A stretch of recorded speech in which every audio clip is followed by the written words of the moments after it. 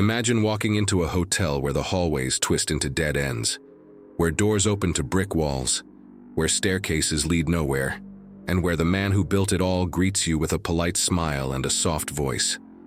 That man was Herman Webster Mudgett, better known as H. Holmes, a doctor, a businessman, a husband several times over, and one of the most manipulative con artists in American history.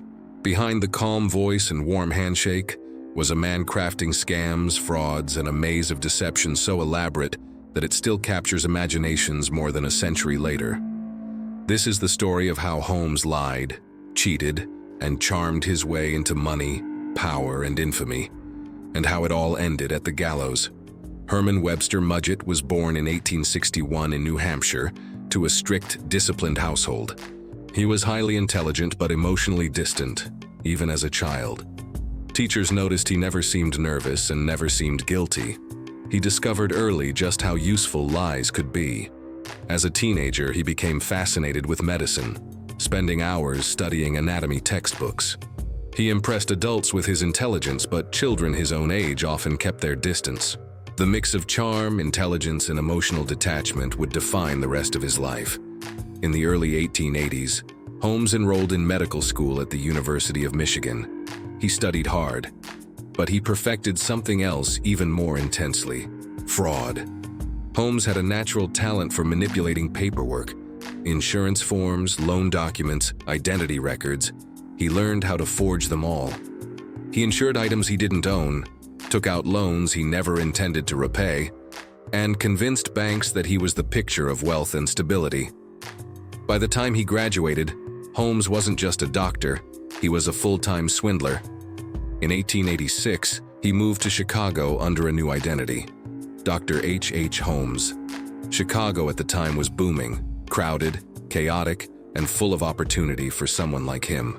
He became a pharmacist in the Englewood neighborhood, charming locals with his calm manner and sharp intelligence. Holmes had an uncanny ability to gain people's trust almost instantly. Within months, he purchased a large empty lot across the street and began constructing the building that would later become infamous, a structure locals eventually called the Castle. Holmes's building was unusual from the start. Construction workers were constantly hired and fired. He never let anyone work long enough to understand the entire layout.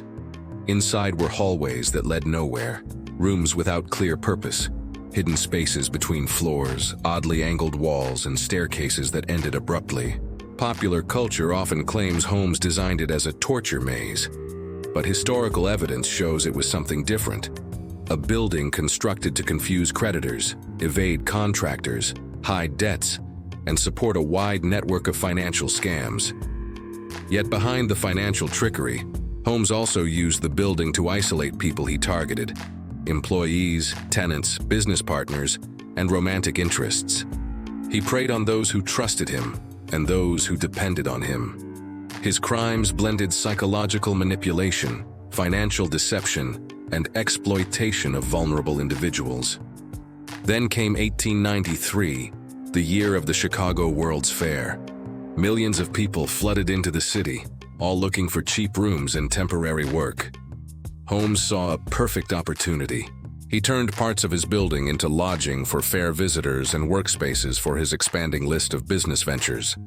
People checked in, people disappeared, and in a city overwhelmed with newcomers, it often went unnoticed.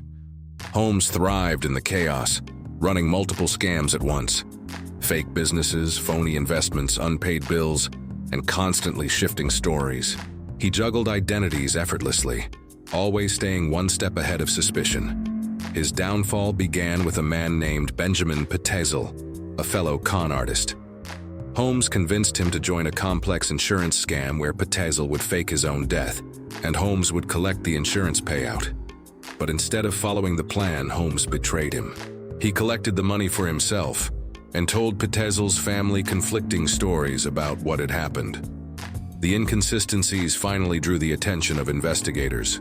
Police began tracking Holmes across several states. They interviewed former employees, tenants, creditors, and neighbors. Soon, missing persons cases, suspicious disappearances, and financial frauds all began pointing back to him. In 1894, Holmes was arrested, not for murder initially, but for insurance fraud. But once he was in custody, investigators unraveled the massive web of lies he had spent years building. By 1895, Holmes was charged with multiple murders, along with a long list of fraud and conspiracy charges. The media erupted with sensational stories about him. Holmes, ever the showman, embraced the attention. He gave dramatic quotes, shifting between denial, confession, exaggeration, and contradiction. Depending on the day, he either minimized his crimes or exaggerated them to appear larger than life. Holmes enjoyed being a mystery. He wanted to confuse history, and in many ways he succeeded. He was eventually convicted and sentenced to death.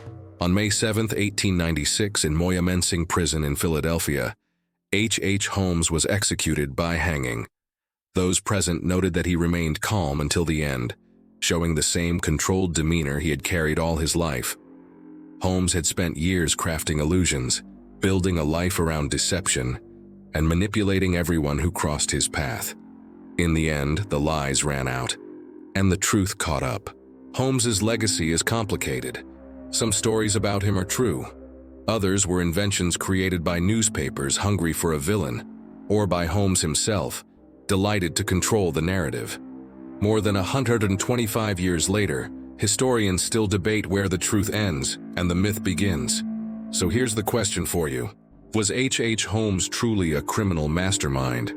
Or was he simply a skilled con man who happened to live at a time when chaos gave him cover? Let me know what you think in the comments below.